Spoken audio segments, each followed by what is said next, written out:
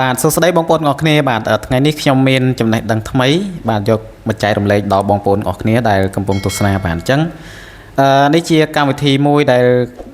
ដែលខ្ញុំកំពុងតែបង្ហាញនេះគឺជាកម្មវិធីបាទ share ចេញពីទូរស័ព្ទដៃចូលមកក្នុង laptop បាទឬក៏ computer របស់យើងណាបាទអញ្ចឹងយើងមកស្គាល់កម្មវិធីនេះទាំងអស់គ្នាណាបាទកម្មវិធីនេះខ្ញុំជឿជាក់ថានៅលើទូរស័ព្ទដៃបងប្អូនមានណាបាទមិនថា Android ឬ iOS បាទប៉ុន្តែខ្ញុំមិនប្រកាសថាវាមានគ្រប់ទូរស័ព្ទដៃទេបាទប៉ុន្តែនៅក្នុងទូរស័ព្ទដៃរបស់ខ្ញុំគឺជាប្រភេទទូរស័ព្ទដៃ S10 5G បាទអញ្ចឹងនេះជាកម្មវិធី Like to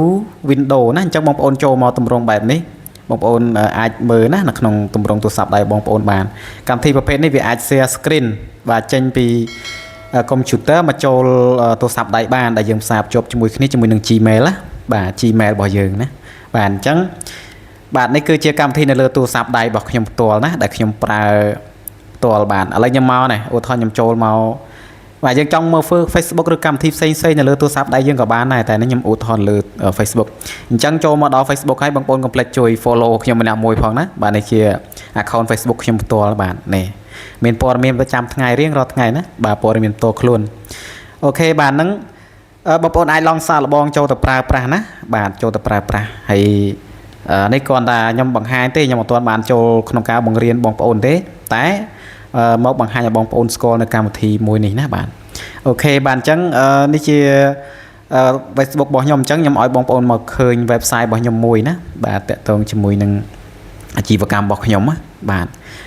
សប្តាហ៍នេះខ្ញុំមាន website ផ្ទាល់ខ្លួនខ្ញុំមួយបាទខ្ញុំមានយូរហើយបាទតាំងពីឆ្នាំ2020ដូចជា2023ណាបាទនេះបងប្អូនឃើញអត់បាទនេះគឺ website របស់ខ្ញុំមានឈ្មោះខ្ញុំនៅនេះណាអស្ចារ្យមែនទែនអញ្ចឹងនេះគ្រាន់តែជាការបង្ហាញត្រួសជូនបងប្អូនទេណាបាទឲ្យបងប្អូនបានមកប្រើប្រាស់ជាមួយកម្មវិធីមួយនេះបាទខ្ញុំជឿជាក់ថាវាងាយស្រួលសម្រាប់បងប្អូនទាំងអស់គ្នាដែល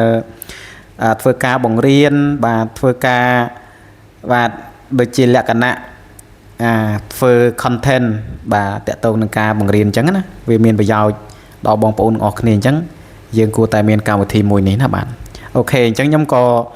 បានប្រើប្រាស់ផ្ទាល់ពួកអីខ្ញុំសាកល្បងប្រើគឺក្នុងការស្រាវជ្រាវឬក៏យើងចុចទៅវាដល់ចំណុចនេះហើយយើងក៏អាច connect បាទសាកល្បងក្នុងការប្រើវាបានលទ្ធផលក៏ពិតមែនណាបងប្អូនបានទេបានលទ្ធផលពិតប្រាកដ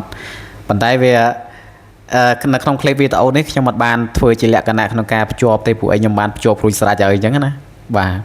អូខេអញ្ចឹងគាត់ឲ្យបងប្អូនឃើញសង្ឃឹមថាវីដេអូក្រោយៗខ្ញុំនឹងអាចធ្វើការបង្ហាញជូនបងប្អូនដោយលក្ខណៈបាទពីដើមទីមានន័យថាបងប្អូនបានឃើញតែម្ដងណាអូខេអញ្ចឹងបងប្អូនទាំងអស់គ្នាចូលមកហើយកុំភ្លេចណាបាទជួយចុច follow Facebook ខ្ញុំម្នាក់មួយផងបាទដែលបង្ហាញនៅលើអេក្រង់ហ្នឹងហើយកុំភ្លេចណាបាទជួយចុចបាទ subscribe បាទជាមួយនឹង channel YouTube បាទរបស់ខ្ញុំឈ្មោះថាច័ន្ទលីឆនម្នាក់មួយផងដែរបាទអរគុណជម្រាបលាបាទ